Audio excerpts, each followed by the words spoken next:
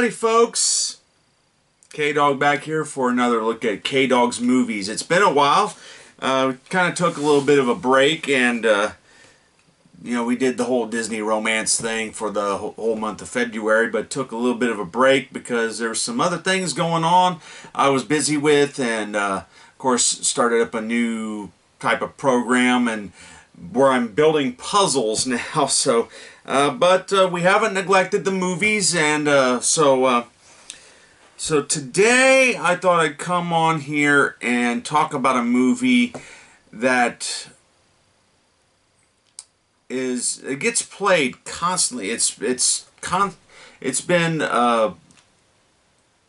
turns up on a lot of people's best films of all time lists. It's a well put together film. It's one of the best prison movies you'll ever see. And, well, what am I talking about? I'm talking about 1994's The Shawshank Redemption.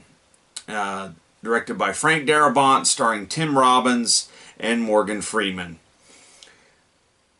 I always do this in talking about, I talk about the movie and just give you a brief rundown and synopsis of the film, but there's some big crucial things that if you haven't seen this movie, you need to stop this video and go watch it, because there's some big crucial things, and to tell what happens in the film would spoil the whole thing for you. But I'll try my best to tell you what I can without spoiling a lot for you. The movie takes place within a span of 20 years. It follows the story of a man by the name of Andy Dufresne, played by Tim Robbins, who has been wrongfully convicted for the murder of his wife and her lover. Yes, he caught his wife cheating on him, but he has been wrongfully convicted by a jury of his peers. So he is sent to live in the prison of Shawshank, that happens to be in Maine. Well, of course, one crucial thing I'm leaving out, a little bit of story, that this is based on a Stephen King novella entitled Rita Hayworth and the Shawshank Redemption. So, if it's a Stephen King story, a lot of his stories tend to take place in Maine, so because that's his home state.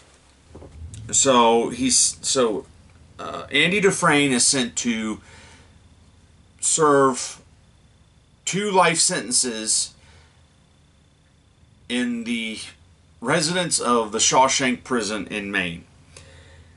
And very early, you see that the type of life that these men live under, and the conditions that they're under, from the warden, the captain of the guards, as well as fellow inmates, that prison life is not a very good life. Because throughout the course of the film, we see Tim Robbins' character, Andy Dufresne, deal with the roughness of the inmates and the roughness of the people in charge, and as well as the guards.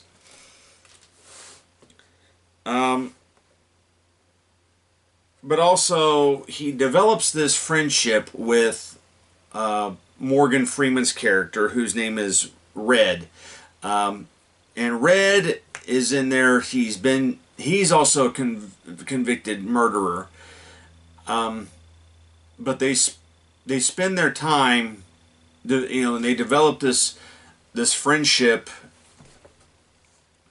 and they go through like the good times of and bad times, but Andy Dufresne is, even though he is constantly at odds with people, because it's mostly because he is different, and also he is innocent, but he learns to adjust to the life on the inside. Um, but however, he knows that it all has an end, and so there's this constant theme of hope that is talked about in this film. And Andy Dufresne, he constantly, even though he's in prison, he has this thought of hope, that there's always a positive that will come out of it. And so Morgan Freeman's character has been in the prison 20 years longer, and the whole film is from the eyes of life on the inside, and also it shows where the it shows what being institutionalized does to a person. And because there's one character in the film, his name is Brooks, played by James Whitmore. He he served most of his life in prison, and then when he is finally released, after when he's finally released, he's put back into society as an old man and doesn't necessarily know how to function. And the outcome is not so positive. So it's not just the institution of the body, but it's also the institution of the mind. And so those themes are talked about in this film. And of course,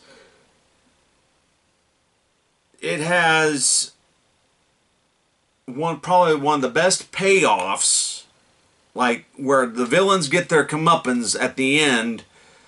Probably one of the best ones ever, because the warden, played by Bob Gunton. Bob Gunton plays Warden Norton, and he's the first person that, when they march in Andy Dufresne and the rest of the inmates, they line them all up, and he's the first person that really talks to them, besides the taunting of all the other inmates outside. They're screaming fresh fish, fresh fish, and he's the first one that talks to him, and he said, I believe in two things: discipline and the Bible. Here you'll receive both. Put your trust in the Lord. Your ass belongs to me. So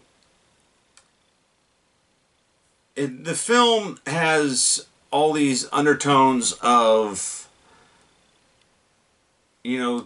true faith and hope, as opposed to the religious and the hypocritical. And so, yeah, that goes on. And so